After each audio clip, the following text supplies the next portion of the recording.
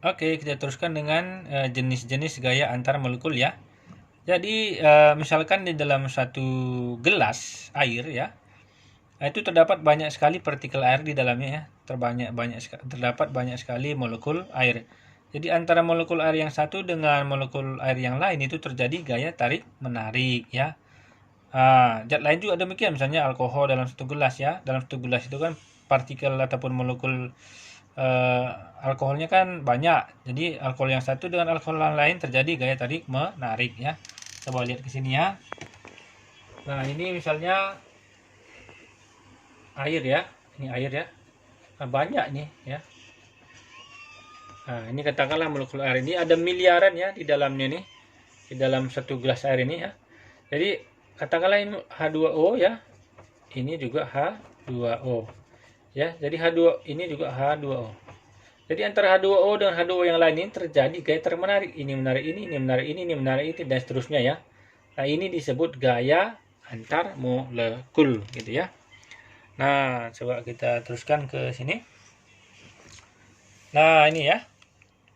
Jenis-jenis gaya antar molekul tadi ada 3 ya. Yang pertama itu gaya tarik menarik dipol-dipol, yang kedua gaya London, nanti yang ketiga ikatan hidrogen ya.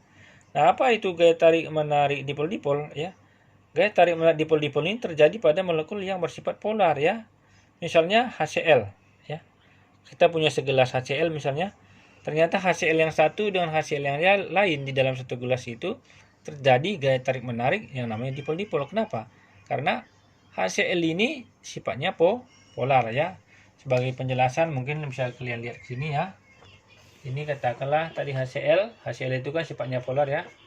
HCl ini HCl. Nah, jadi ini terjadi gaya tarik menarik di sini ya.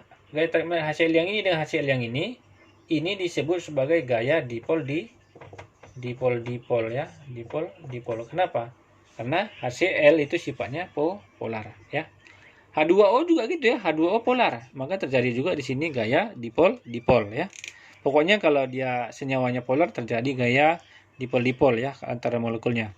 Yang kedua, ya kita lihat tadi gaya London ataupun gaya dispersi. Ini terjadi antara molekul-molekul yang non polar, misalnya CH4 ya.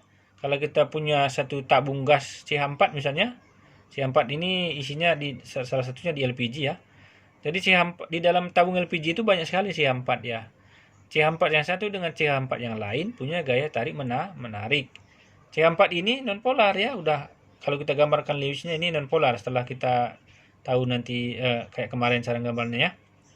Nah, maka di sini terjadi gaya tarik menarik, gaya London ataupun gaya dispersi karena molekulnya non polar ya. Kemudian ikatan hidrogen ya. Ikatan hidrogen ini terbentuk antara ikatan unsur H dengan F atau H dengan O atau H dengan N gitu ya. Asal ada H dengan F atau O atau N itu akan terbentuk ikatan hidrogen ya. Contohnya seperti ini misalnya. Ada senyawa HF. Ada nggak ikatan hidrogen? Ada. Ya, ikatan hidrogen tadi ikatan antara H dengan F atau O atau N gitu ya.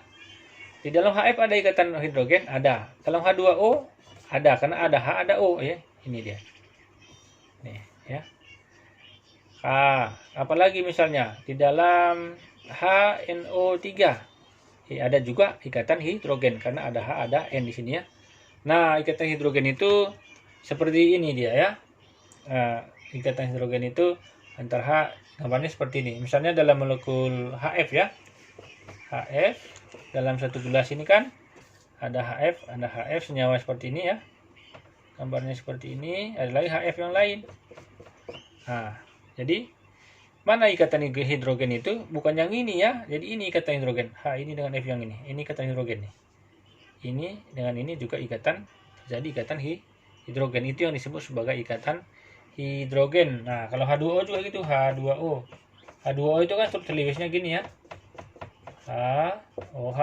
Kalau kita gambarkan struktur Lewisnya, mana ikatan hidrogen ini? Ini dengan ini ikatan hidrogen. Ini dengan ini juga iya. Ini dengan ini juga iya ya.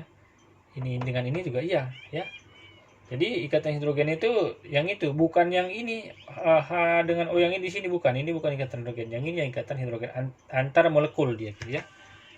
Nah, begitu dia untuk ikatan hidrogen. Nah, kemudian berikutnya kita bahas lagi hubungan antara molekul dengan titik didih suatu zat ya. Jadi kenapa titik didih zat itu berbeda-beda ya? Misalnya kita panaskan air mendidih pada suhu sekian. Kalau garam kita panaskan mendidihnya beda lagi suhunya gitu ya. Jadi kenapa bisa beda-beda? Ini dia. Apa sebabnya ini ya? Kita baca ini ya.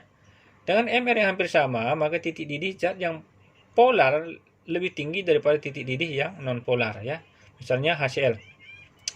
HCl ini kan titik didih HCl lebih besar daripada F2. Kenapa? Karena HCl itu bersifat polar. Dari mana tahu? Karena unsurnya beda. Sedangkan F2 non polar. Kenapa? Karena unsurnya itu sama F dengan F. Maka dia bersifat non polar ya. Jadi HCl ini titik didihnya lebih tinggi daripada F2 ya. Kenapa? Karena yang ini polar, yang ini non polar ya. Tapi MR-nya ini hampir-hampir sama gitu ya. Yang nomor 2, untuk molekul yang sama-sama polar ya. Jadi tadi kesimpulannya kalau polar lebih tinggi titik didihnya daripada non polar ya. Kalau untuk molekul yang sama-sama polar, maka sama-sama polar dan MR-nya hampir sama, maka molekul yang mengandung ikatan hidrogen titik didihnya lebih tinggi. Misalnya ini HF dibandingkan dengan HCl. HF kan ada ikatan hidrogen, di HCl tidak ya. Maka titik didih si HF itu lebih tinggi daripada HCl karena di HF ini ada ikatan hidrogen gitu ya. Jadi kalau dibandingkan gitu maksudnya ya. Nah, bagaimana kalau sama-sama nonpolar ya? Kalau sama-sama nonpolar itu untuk molekul yang sama-sama nonpolar, lihat saja MR-nya ya, semakin tinggi MR-nya maka titik didihnya semakin tinggi ya. Bagaimana kalau sama-sama ada ikatan hidrogen? Nah, ini juga kalau ada ikatan hidrogennya nanti lihat juga MR-nya ya. Kalau MR-nya lebih besar, itulah titik didihnya lebih tinggi jadinya ya. Nah, begitulah penjelasan masalah ini. Semoga bermanfaat. Terima kasih.